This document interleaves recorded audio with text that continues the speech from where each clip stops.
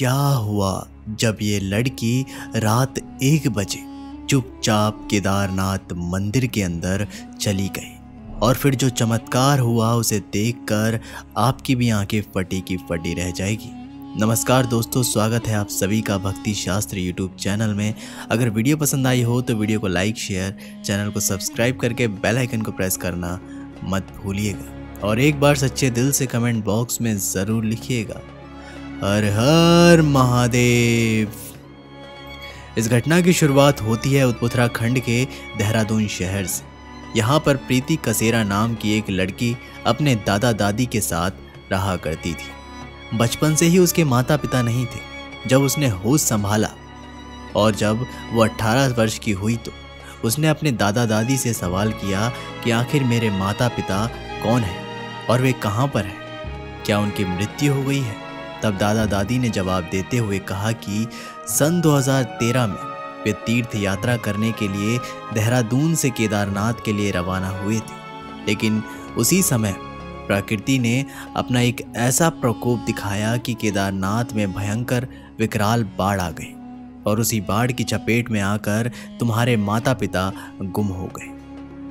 कई दिनों तक हमने वहां पर उन्हें ढूंढने का प्रयास किया, लेकिन एक निश्चित समय के बाद उन्हें मृत मानकर हमारी सारी आशाएं छोड़ दी। जब प्रीति ने ये सच्चाई सुनी तो उसके पैरों तले जमीन खिसक गई। वह एक सच्ची से भक्त थी, लेकिन उसे मन ही मन ये लग रहा था कि महादेव उसके साथ ऐसा कैसे कर सकते हैं। तभी उसने सोचा कि अगर मेरे माता पिता के शव आज तक नहीं मिले हैं तो हो सकता है केदारनाथ में आज भी वे कहीं पर जिंदा हो। बात है सन 2022 की। अपने दादा दादी का आशीर्वाद लेकर प्रीति अपने माता पिता की तलाश करने के लिए एक बार पुनः केदारनाथ के लिए रवाना हुई। उसका उद्देश्य था किसी भी हालात में अपने माता पिता के बारे में पता लगाना। देहरादून से केदारनाथ की दूरी 226 किलोमीटर है। उसने सफ़र तय किया और तब वह गौरीकुंड पहुंची तो वहां से उसने 18 किलोमीटर की पैदल चढ़ाई शुरू कर दी। लेकिन केदारनाथ धाम पहुंचते पहुंचते रात हो गई और मंदिर के कपाट बंद कर दिए गए। श्रद्धालुओं की भारी भीड़ होने के कारण प्रीति को वहां पर कोई भी कमरा नहीं मिल सका, तो वो केदारनाथ के परिसर में ही रात्रि को सो गई। देखते ही देखते रात के 1 बज गए और मंदिर का पूरा परिसर खाली हो चुका था। वहां पर प्रीति अकेले ही सो रही थी। तभी वहां पर एक बहुत बड़ा चमत्कार हुआ। एक काफी दिव्य साधु केदारनाथ धाम पहुंचे, जो दिखने में काफी पौराणिक लग रहे थे। उन्होंने अपने पूरे शरीर पर भस्म लगा रखी थी और गले में रुद्राक्ष की कई मालाएं थी। उन्होंने प्रीति को जगाया और उससे सवाल किया कि तुम केदारनाथ आखिर किस उद्देश्य से आई हो। सबसे पहले तो प्रीति ने जब उन साधु महाराज को देखा तो उनका भेष देखकर वो बहुत ज़्यादा डर गई। हिम्मत जुटाकर उसने कहा कि सन 2013 में आई बाढ़ में मेरे माता पिता केदारनाथ से लापता हो गए थे। आज मैं उन्हीं का पता लगाने केदारनाथ आई हूँ। तब उन साधु महाराज ने प्रीति का हाथ पकड़ा और उसे केदारनाथ मंदिर की ओर ले गए। जब वे साधु महाराज केदारनाथ मंदिर के पास पहुंचे तो चमत्कार कुछ ऐसा हुआ कि मंदिर के कपाट अपने आप ही खुल गए। रात्रि के 1 बज रहे थे और प्रीति ने जब ये चमत्कार देखा तो उसके भी रोंगटे खड़े हो गए। तब उन साधु महाराज ने रात्रि 1 बजे प्रीति को केदारनाथ मंदिर के अंदर जाने को कहा। डरते डरते सहमी सहमी सी मंदिर के अंदर वो गई।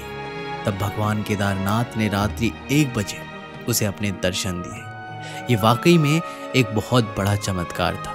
रात्रि में 1 बजे एक अकेली लड़की का मंदिर में अंदर जाना और कपाट का अपने आप खुल जाना, ये वास्तव में बहुत बड़ा चमत्कार था। जब प्रीति महादेव के दर्शन करके पुनः बाहर आई तो उन साधु महाराज ने उसे एक बहुत ही दिव्य ज्ञान दिया। उन्होंने अपनी दिव्य दृष्टि से देखकर प्रीति को बताया कि सन 2013 में तुम्हारे माता पिता केदारनाथ आए थे, लेकिन बाढ़ की चपेट में आने के वजह से दोनों की मृत्यु हो गई। ये सच्चाई सुनकर प्रीति फूट फूट कर रोने लगी। तब साधु महाराज ने उससे कहा कि तुम्हें रोने की कोई आवश्यकता नहीं है, क्योंकि मैं दिव्य दृष्टि से देख पा रहा हूँ तुम्हारे माता पिता आज स्वर्ग में मौजूद हैं। क्योंकि जब भी चार धाम या किसी भी तीर्थ स्थान पर यात्रा करते हुए किसी तीर्थ यात्री की मृत्यु होती है तो उसे सीधा स्वर्ग की प्राप्ति होती है। उन साधु महाराज ने प्रीति को बताया कि उसी समय सरकारी विभाग द्वारा तुम्हारे माता पिता का अंतिम संस्कार भी करा दिया गया था, इसलिए तुम्हें चिंता करने की बिल्कुल ज़रूरत नहीं है। अब प्रीति थोड़ी संतुष्ट नजर आ रही थी क्योंकि उसे अपने सारे सवालों के जवाब मिल गए थे और ये सब कुछ हुआ था भगवान केदारनाथ के धाम में। लेकिन प्रीति जब उन साधु महाराज का धन्यवाद कर पाती, इतने में ही वह कहीं अंतर्ध्यान हो गए, मानो महादेव की एक बच्ची को अपने माता पिता का सच बताने आए हो। ये चमत्कार प्रीति की जिंदगी का सबसे बड़ा चमत्कार था। उनकी आंखें खुल गई थी और महादेव के प्रति लगाव और भी ज्यादा बढ़ गया था, जिसके बाद उसने पंच केदार के दर्शन करने की प्रतिज्ञा ली। पंच केदार में कौन कौन से धाम आते हैं, आगे वीडियो में हम विस्तार से चर्चा करने वाले हैं। 12 ज्योतिर्लिंगों में केदारनाथ धाम का श्रेष्ठ स्थान है और यहाँ भगवान शिव के पृष्ठभाग के दर्शन होते हैं। प्रीति ने केदारनाथ के तो दर्शन रात्रि 1 बजे बहुत अच्छी तरह से कर लिए थे। सुबह होते ही वो सबसे पहले महादेश्वर महादेव पहुंची, जिसे द्वितीय केदार माना जाता है, और सुबह होते ही वो महामहेश्वर मंदिर पहुंची, जिसे द्वितीय केदार के नाम से जाना जाता है। महामहेश्वर नदी के पास स्थित ये मंदिर अपने आप में बहुत विशालकाय है और महादेव के चमत्कारों के साथ जुड़ा होता है। इस मंदिर में भगवान शिव की पूजा नाभि लिंगम के रूप में की जाती है। यहाँ का जल बहुत ही पवित्र माना जाता है और मोक्ष के लिए कुछ ही बूंदे पर्याप्त है। केदारनाथ की तरह महामहेश मंदिर में भी 6 माह के लिए कपाट बंद कर दिए जाते हैं और कपाट खुलने के बाद ही पूजा अर्चना होती है। यहाँ पर बहुत अच्छी तरह से दर्शन करने के बाद प्रीति तृतीय केदार के लिए रवाना हुई, जिसे तुंगनाथ के नाम से जाना जाता है, और ये मंदिर केदारनाथ और बद्रीनाथ धाम के बीच स्थित है। 1.5 किलोमीटर की चढ़ाई करने के बाद प्रसिद्ध चंद्रशिवा नामक चोटी के दर्शन होते हैं।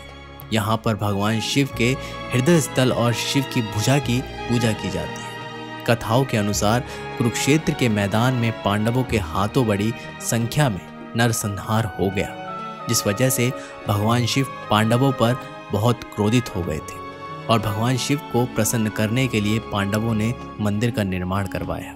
कहा जाता है तृतीय केदार 1000 साल से भी ज़्यादा पुराना है।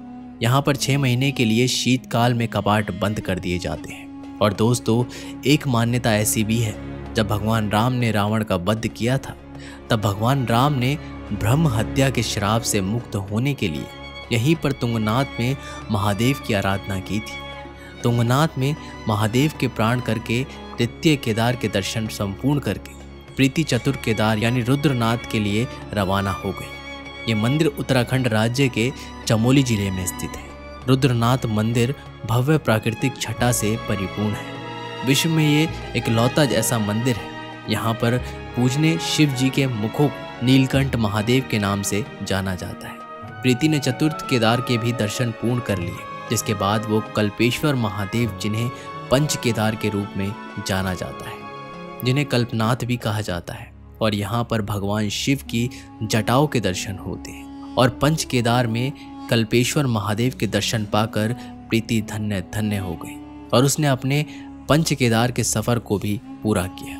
जिसके बाद पुनः देहरादून आकर प्रीति ने अपने दादा दादी को वो सच्चाई बताई जो आज तक उन्हें भी नहीं पता थी। केदारनाथ मंदिर अपने आप में बहुत सारे रहस्य समेटे हुए हैं। यहाँ के चमत्कार हर व्यक्ति को आश्चर्य कर देते हैं। यहाँ पर महादेव की शिवलिंग की जागृत शिवलिंग कहा जाता है। यहाँ का एक और बड़ा चमत्कार जानकर आप भी हैरान हो जाएंगे। दीपावली महापर्व के दूसरे दिन शीत ऋतु में मंदिर के कपाट को 6 माह के लिए बंद कर दिया जाता है, लेकिन कपाट बंद करने के पूर्व एक दीपक यहाँ पर प्रज्वलित किया जाता है, जिसके बाद भगवान के विग्रह और दंडे को 6 माह तक के लिए पहाड़ के नीचे ओकी मठ में रखा जाता है और 6 माह के लिए केदारनाथ मंदिर के कपाट पूरी तरह से बंद हो जाते हैं और 6 माह तक इस मंदिर के आसपास कोई नहीं रहता। 6 माह के लिए इस मंदिर के अंदर सभी का प्रवेश बंद हो जाता है और पूरा मंदिर बर्फ के तले ढक जाता है। लेकिन आश्चर्य की बात यह है कि 6 माह के पश्चात भी इस मंदिर के कपाट पुनः और जो दीपक जलाया जाता है वो ज्यों का त्यों जला हुआ प्राप्त होता है। आश्चर्य की बात यह है कि 6 महीने तक दीपक भी जलता रहता है और केदारनाथ मंदिर में निरंतर पूजा भी होती रहती है। और जैसी साफ सफाई 6 महीने पहले थी, वही साफ सफाई 6 महीने के पश्चात भी पुजारियों को प्राप्त होती है।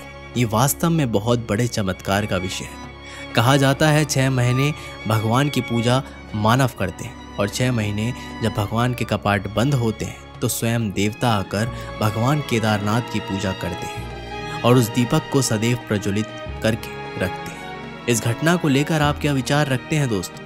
बाबा केदारनाथ धाम को लेकर आप क्या सोचते हैं? हमें दोस्तों नीचे कमेंट बॉक्स में ज़रूर बताइएगा, क्योंकि आज के मानव का उद्देश्य केदारनाथ जाना केवल भगवान के दर्शन पाना नहीं है। उसे तो जाकर मनोरंजन करना है, उसे तो वहां जाकर इंस्टाग्राम पर रील बनाकर वायरल होना है। अगर इसी तरह का पराक्रम जारी रहा, अगर आज भी मानव के मन में भगवान के लिए सच्ची आस्था नहीं जागी, तो सन 2013 में हमने जो प्रकोप देखा है वो पुनः आ भी सकता है। आप अपने विचार नीचे हमें कमेंट बॉक्स में ज़रूर बताइएगा। मिलते हैं आप लोगों से एक नई वीडियो के साथ। तब तक के लिए आप सभी का बहुत बहुत धन्यवाद।